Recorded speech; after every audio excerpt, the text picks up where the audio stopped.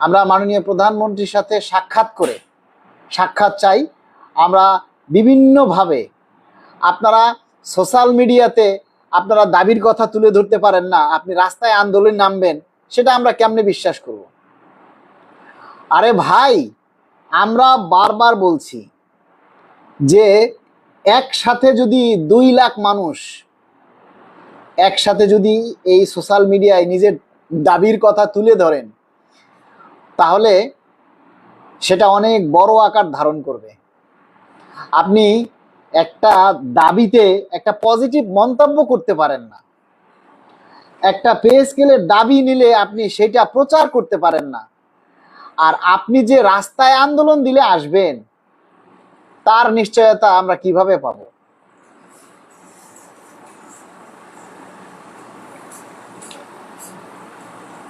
MD সমর লিখেছেন, মালিক ভাই যে যাই বলুন তাদের কথায় কান দিয়ে লাভ নেই, আমরা আপনার উপরে আশা ভরসা রাখছি, আপনার পাশে আছি সবসময়। 10 জনের কাজ একজনে হয় না তাও জানি, যা আপনার কাজের উপরে আমরা খুবই খুশি, ধন্যবাদ। বিষয়টা হচ্ছে, আজকেও আমরা একটা মিডিয়াতে সাক্ষাৎকার দিয়ে এসেছি, হয়তো আগামীকাল সন্ধ্যা 7টায় আমাদের সেই সাক্ষাৎকার হয়তো লাইভে, আমাদের আগামীকাল একটা সাক্ষাৎকার আছে লাইভে, সেটা প্রচার হবে, আপনারা সবাই দেখবেন। আমরা মাননীয় প্রধানমন্ত্রীর সাথে সাক্ষাৎ করার জন্য জোরালোভাবে চেষ্টা করছি, ঠিক আছে? শামীম রেজা, আপনাদের ফাইজলামিগুলো বাদ দেন, সরকারি ডিউটিগুলো ঠিকমতো পালন করেন। Who the hell you are? আপনি আপনার ডিউটি পালন করেন, আমরা আমাদের ডিউটি পালন করি বা না করি সেটা সরকার দেখবে, প্রশাসন দেখবে, আপনি বলার কে?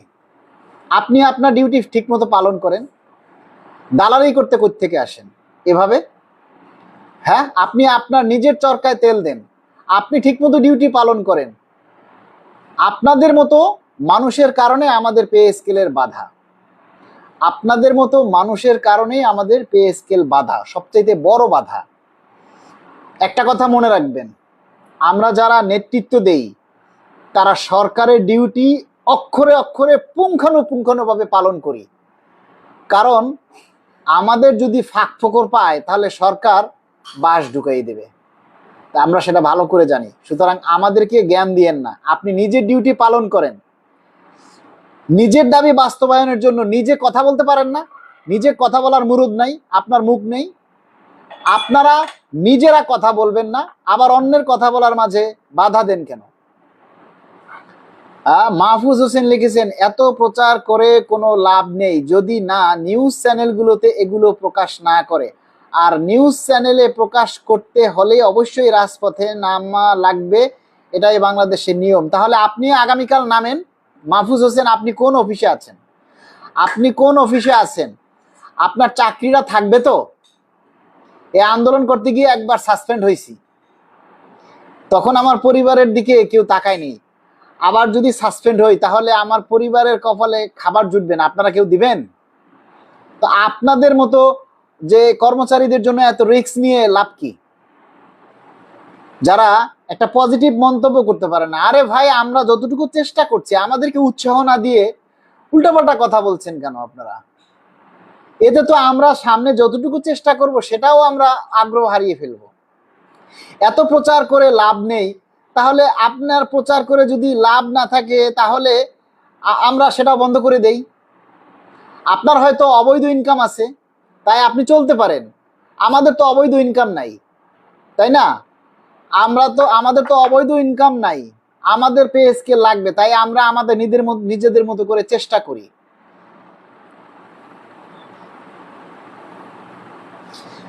মঞ্জু মোর্শেদ লিখেছেন, আপনি কাজের কাজ কিছুই পারেন না, শুধু বড় বড় কথা বলেন। কই এই পর্যন্ত আপনারা কোনো মন্ত্রী সচিব বা কোনো আমলার সাথে, প্রধানমন্ত্রীর সাথে দেখা করার জন্য কি করছেন? আপনি কি দেখছেন?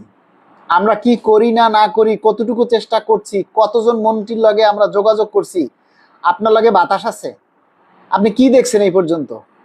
হ্যাঁ, এই যে ঈদের আগে আমরা কতজন মন্ত্রীর সাথে সাক্ষাৎ করেছি, আপনার লাগে খবর আছে? আপনি এই যোগাযোগ এই নিয়ে আছেন, তাই না?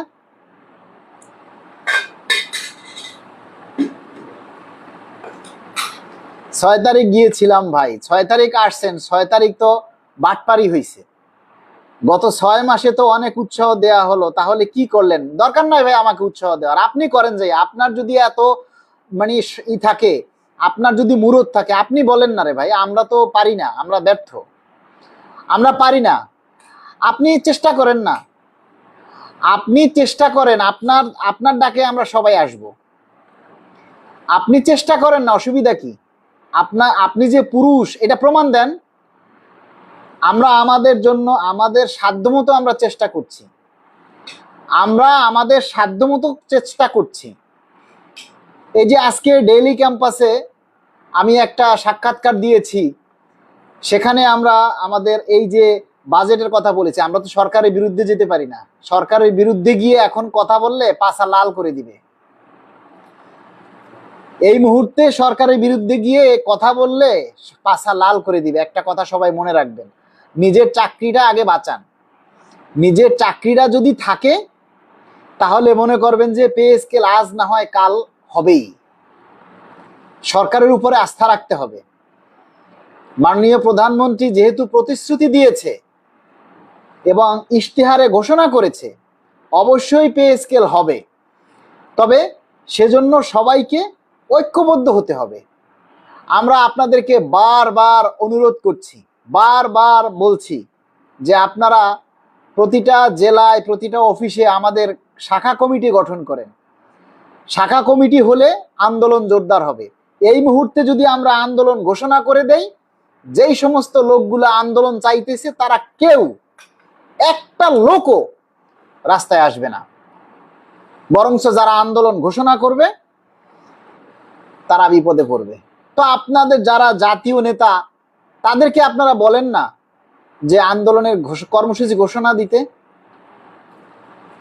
যারা জাতীয় নেতা আপনাদের কাছে, তাদেরকে বলেন না আন্দোলনের কর্মসূচি দিতে। তাদের তো একটা কথাও নাই সোশ্যাল মিডিয়াতে পে স্কেল নিয়ে, কই তাদের তো কথা শুনি না। তাহলে কি আপনারা বলেন আমরাও তাদের মতো চুপ হয়ে যাই, সেটা ভালো হবে? আপনারা নিজেরা বলবেন না, আমাদেরকেও বলতে দিবেন না, আবার নেগেটিভ মন্তব্য করেন। আরে ভাই, আপনার মন না চাইলে আপনি আইসেন না, কিন্তু দয়া করে কেউ নেগেটিভ মন্তব্য করেন না, দয়া করে কেউ নেগেটিভ মন্তব্য করেন না। আপনারা এই যে লাইভে এসে যখন আপনাদের দাবি নিয়ে কথা বলি, আপনারা একটা লাইভ শেয়ার করতে পারেন না, একটা পজিটিভ কমেন্ট করতে পারেন না, কিন্তু আপনারা আবার বলেন আর রাস্তায় আন্দোলন দিতে। রাস্তায় আন্দোলন দিলে আপনারা কেউ আসবেন না।